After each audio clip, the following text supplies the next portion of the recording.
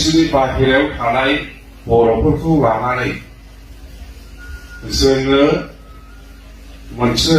United बड' पिपल organisation बिटिसिनि बाहेरायाव थानाय बर'फोरखौ लानानै जोङो बे अर्गानाइजेसनखौ बानायदों।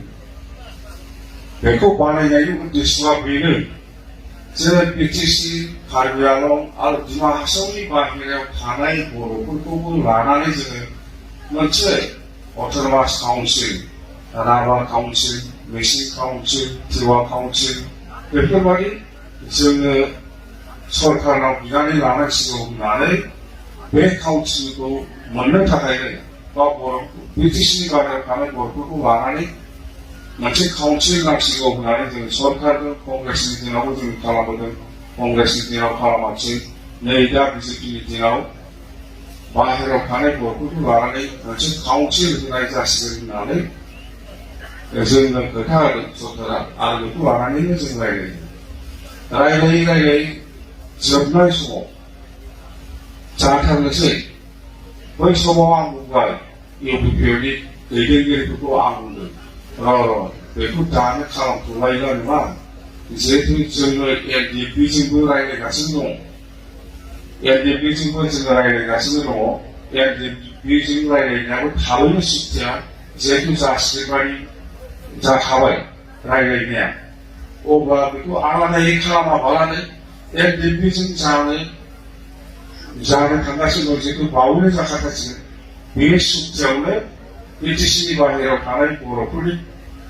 जिहेतु काउन्सिल होनो नागिरनाय बेखौ बे सुखियावनो लाबोफासै। मानो आलादायै खालामनायखौनो अब्ला साबसिन जागोन होननानै आङो बिथांमोनखौ बुंदों। बे हिसाबैनो थाफाबाय। बे हिसाबैनो एनडिएफबिनि सुखियाव जोङो बेखौ सोफानानै होनो हादों। नङाबा एनडिएफबिजों जानाय सुक्तिनि आगोलनो बे सुक्तिया जायोमोन, आगोलनो जायोमोन। बेखौ जोङो आरो जों एनडिएफबिजोंबो जोङो रायलायगासिनो दं। थाबैनो बिथांमोनजों माबा मोनसे सुक्ति खालामनांगौ होननानै। दा जेखियानो जाया एनडिएफबिजों जानो थांनाय सुक्तिखौ नुनानै जोंना प्रमद बर'आ बारस'ना लाफैनानै गाव सुक्ति खालामफैदों।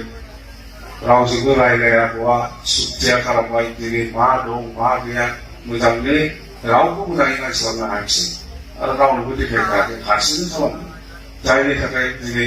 बे बिटिआर सुक्तियाव माखासे गुन एबा माखासे गोरोन्थिया खालामजादों। बेखौ जयैनो जोंनोबो देखायलायोमोनब्ला आरो बर'नि गोबां आफादफोर दङ, देखायलायोमोनब्ला हयथ' बेबायदिया जायामोन। दा जायखिजाया बे जानानै थांबाय। जोंहा बेनो देरगानो जे एनडिएफबिनि मोनब्रैबो फेक्सना जे सान्थिनि नामाव सुक्ति खालामबाय, बे बिराद गिदिर जोंनि देरहासारनाय। बेखौ जों बाख्नायो आरो जों बरायदों। दानिया नैबे सुक्तियावथ' दंखायो, दाना इमप्लिमेन्ट खालामनांगौ, मावफुंसारनांगौ। मावफुंसारनायनि बेलायाव सिगांनिफ्रायनो रायलायबोनायाथ' बिटिसि, कार्बि आंलं आरो डिमा हासावनि बाहेरायाव थानाय बर'फोरखौ लानानै मोनसे काउन्सिल, बर' कसारि अट'नमास काउन्सिल, बे रायलायबाय। कंग्रेसनि दिननिफ्रायनो रायलायबोदों,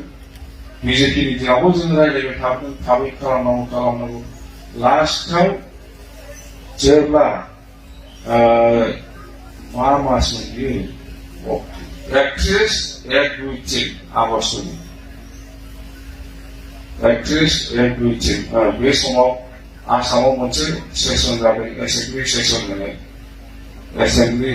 जादोंमोन। बेवहाय बेखौ बिल लाबोनांगौ। बिल लाबोनायनि सिगां मोनसे केबिनेट जादों, आं थारिखफोरखौ बावबाय, जायखिजाया मोनसे केबिनेट जादों। बे केबिनेटआव हठाৎ गोदान खोथा फैबाय। आसाम केबिनेटआव मोनसे गोदान खोथा फैबाय। बेयो जाहैबाय बिश्वनाथ डिस्ट्रिक्ट आरो सनितपुर डिस्ट्रिक्टनि बर'फोरखौ बाद होनानै मोनसे काउन्सिल जासिगोन। हठाৎ बे गोदान खोथा जाबाय जोंनि थाखाय आश्चर्य मोनबाय। बिश्वनाथ डिस्ट्रिक्ट आरो सनितपुर डिस्ट्रिक्टआ मानो थालांनांगौ? जोंनि रायलायनायाथ' बेयाव गालांनायनि खोथा गैया, बेखौ लाफाजोबनांगौ। मानो गालांनांगौ? बिदि होनलायनानै जोङो माने बे बिलखौ बे आगष्टनि 31-1-2-3 बे एसेब्लियाव जोङो बिलखौ लाबोथ'नो नांला बिदिबा मोजां जायो उनाव नेक्स्ट जानुवारि मासाव जिहेतु मोनसे सेसन जाबोखागोन बेवहाय जोङो लाबोनो हागोन होननानै जोङो बुंनानै सेन्टारखौबो जों बुंनानै हेमन्त बिथांखौबो बुंनानै दोनथ'लायनाय जादों जायखिजाया दा ओरै बिश्वनाथ डिस्ट्रिक्ट आरो सनितपुर डिस्ट्रिक्ट बे मोननै डिस्ट्रिक्टखौ गालांनायनि खोथाया मा मिनिं बुजायदों मिनिंआ मा जों बुजिनो हायाखै बियो बिटिआरआव हाबनांगौ हाबसिगोन आरो बिटिआरआव हाबसिगोन होननानै जोंथ' दिनै गेरेन्टि होनो हाया बोरै हाबगोन फालाय सोरगोन होनबालाय सिमाया होगोन बिटिआरआव ट्रेन सोजोबनानै नटिफिकेसन होग्रोगोन अब्लासो दा जों बिसास खालामो उनाव ओरैबो जाया जाबाय बेखौ जों बुंबाय दा बेफोरावनो जोंनि गेजेराव एसे राव दान्थे बिदान्थे बा माबा माबि बुंनायजों जादों जायखिजाया आङो बेफोरखौ इसेबां गोलाव बुंला जोंनि खोथाया जाहैबाय दाखालि मोनसे केबिनेट जाबाय बे केबिनेटआव माने बे काउन्सिलखौ गभर्नरनि एप्रुभेल लानानै अर्डिनेन्स जारि खालामनायनि खोथा माला खालामो बेखौ दिनैसिमबो एक बानायनाय जायाखै बा आयेन बानायनाय जायाखै मोनसे एक बानायनाय एक माने आयेन आरोखि सरासनस्रि कमलकापुरनि बर' काउन्सिलनि मरान काउन्सिलनि आरो मथक काउन्सिल मोनब्रै काउन्सिलनि मोनसे स्टेट एक बानायगोनांगौ बेखौ दासिमबो बानायाखै बेखौ बानायनानै जेब्ला केबिनेटआ पास खालामगोन अब्ला बेखौ गभर्नरा अर्डिनेन्स खालामनो हागोन जा अर्डिनेन्स नटिफिकेसन गेजेर मोनसे दिहुननो हागोन दिनैसिमबो आसाम सरकारा बेखौ मानो सालायनाय जागोन बिनि मोनसे एक बानायो आयेन बानायो बे आयेनखौ बानायथ'वाखै माला बानायो जायखिया बे टाइम लानोबो हागौ बा बेखौनो बोरै जागोन दिनै जों बुंस'नो हाया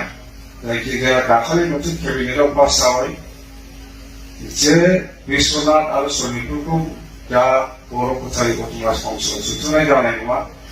बेखौ केबिनेट डिसिसन नांगोन एक्साइ केबिनेट डिसिसन लानानै उनाव सोनो हागोन आरोबाव 6टा काउन्सिल मिथिया सयथा काउन्सिल दङ बेयो जाहैबाय Rabha Assam council Mising council Tiwa council ओमफ्राय दिउलि काउन्सिल सनवाल कचारी काउन्सिल बेबायदि 6टा काउन्सिलनिफ्राय जुदि बर' बांखौ दाननानै बर' कचारी काउन्सिलाव लाबोनांगौब्ला बेखौबो बिथांमोन काउन्सिलनिफ्राय एनअसि नांगोन दा बे एनअसिखौ होगोन ना होआ आरो माब्ला होगोन दा बेफोरो जोंनि रायज्लायनाय समाव जेबोआनो गैयामोन जेबो उल्लेख गैयामोन दाखालिसो गोदान मा जाबाय थादों बेखौ बुजिनो हाला आरोबाव दिनैथ' आंनि खोथाया गंसेबो सोलिया दिसपुराव दिनै बेफोरखौ बुंनो थाङोब्ला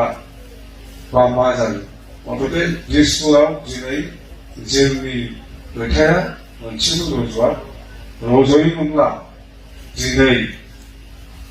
बे काउन्सिलफोरनि मा एनअसि खोथा रायज्लायनायनि ट्रेना बेनोखा मोनथामल' सानफ्रा मोनसेल' जिनिसखौ खेला बिटिसि कार्बि आलं आगोलाव एनसिडिसिनो दा डिमाक्सआव बे मोनथाम काउन्सिलनि बादै बाहेरायाव जेसेबां बर' दं बेखौ लानानैसो मोनसे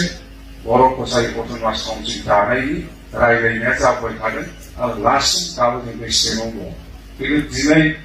जोंनि गेजेराव जेबादि बिटिसिनि बाहेरायाव थानाय बर'फोरनि गेजेराव जेबादि बुङो जों मोननै मोनथाम जागाबायबाय बेवहाय दिनै ओरैबायदि जाबाय माने जोंथ' दिनै आवाजखौ दैखांजाला बेनि सायाव जोंहा आवाज दैखांनांगौ दंमोन बिश्वनाथ डिस्ट्रिक्ट आरो सनितपुर डिस्ट्रिक्टखौ गारनानै बोरै काउन्सिल जानानै आरोबाव दिनै आरो मोनसे एग्रिमेन्ट लाबावबाय बेयो जाहैबाय मिसिं council दिउलि council Sanawar council Rabha council बेफोरनिफ्रायबो गामिखौ दानोबा आरोबाव एनअसि नांगौ आगोलावथ' बे खुनु खोथायानो गैयामोन मोनथाम 6 सिडुल काउन्सिल दं बेनिफ्रायल' दाननो हाया बाखि काउन्सिलनिफ्राय दाननो हायो दाननो हाया होननाय खुनु मोनसे आयेन गैया एक गैया 이 스테이크의 안다로 बेखौ जोङो दानो हायो स्टेटआ गोसोआव दानो दा रायलायनायफ्रा मा जादों मा मादों बेखौ बुजिला जेखिजाया आङो बुंहरबाय थादों उफाय गैया आंनि खोथाया दा दिसपुराव रज'आ बेफोरखौ आङो दिनै बुंबा उल्थासो जागोन ओंखायनो आं जेबो बुंथ'ला जायखिजाया जोङो होनबाय थादों बिटिसि इलेक्सना जोबग्रोथोंसै बिटिसिनि इलेक्सना जोबनानै जेब्ला जोङो सरकार दागोन अब्ला नोंथांमोननि जायगायाव गावजों गावनि गेजेराव जिथु माने भुल बुजाबुजि जादों बियो इउनाइटेड जाफिनगोन अट'मेटिकेलि सिन्था खालामनांगौ गैया आं दा बेवहाय थांनानै नोंसिनाव थांनानै माबा बुङोबा सोरबाया आंनि पक्ष बुंगोन सोरबाया आंनि मोनथा बुंगोन ओंखायनो एकदम खुनुरुखुम बुजिजोबदो नोंसोरो बिदि बुंहरबाय थादों आङो जे नोंसोरो बिटिसि इलेक्सनखौ जोबहोगोन बिटिसि इलेक्सन जोबबानो बाहेरानि थानाय बर'फ्रा आगोलाव जेरै खौसेथि दंमोन बे एखे जिनिसा फैफिनगोन धोर्ज' ज' होननानै आं बुंहरबाय थादों बे खिनिखौ आं बुंबाय थादों आरो जागोनबो दाथ' गार्जेन गैयिबादि जाबाय नोंनि खोथाखौ लानो आंनि खोथाखौ लानो बाहेरानि बर'फोरनि अबस्थाया दा बिराद बिटिसिनि बाहेरानि बर'नि अबस्थाया बेबायदि जादों दा गले गले आं खावलायबाय थादों ज' जाफिनगोन आंखौ मोनगोन नोंसोरो बेखौ आं बुंहरदों दा बे जाहैबाय बेखौ खोब मोजाङै बुजिनायब्ला नङाबा प्रमद बर' बा आखुआ बहाबा बाहेरानि बर' काउन्सिल जानायखौ बिखेनानै होबथादों मादों होननानै बुंगासिनो दं बहा बुंदों हयथ' बेखौबो बुंगोन खोमा खोथाया स्पस्ट बारे बारे आं बुंगोन बिटिसिनि बाहेरायाव थानाय काउन्सिलखौ जोङो जेरैखिजाया दाफुंनाया जोंनि खामानि खिन्थु गोदान गोदान खोथा फैलायबाय थादों जोंनि अरिजिनेल रायलायनायानो जाहैबाय कार्बि आंलं बिटिसि आरो डिमा हासावखौ बार होनानै बाहायनानै जेसेबां दङ मोनसे काउन्सिल बेहाय बेलेग बेलेग साननांगौ जेबो गैया दिनै मा गोदान बेनिफ्राय एवसिनांगौ बैनिफ्राय एवसिनांगौ दिनैलाय मा गोदान खोथा बेफोरखौ रायलायबा सिगांनिफ्राय रायलायबाय थाखानांगौ हठाৎ जेब्ला जानोसै होनब्लासो मानो बुंदों दा जेखिजाया आंथ' आरो गोलाव मालाबा सम मोनबा आरोबाव आं खोन्थागोन मा जानांगौ गैया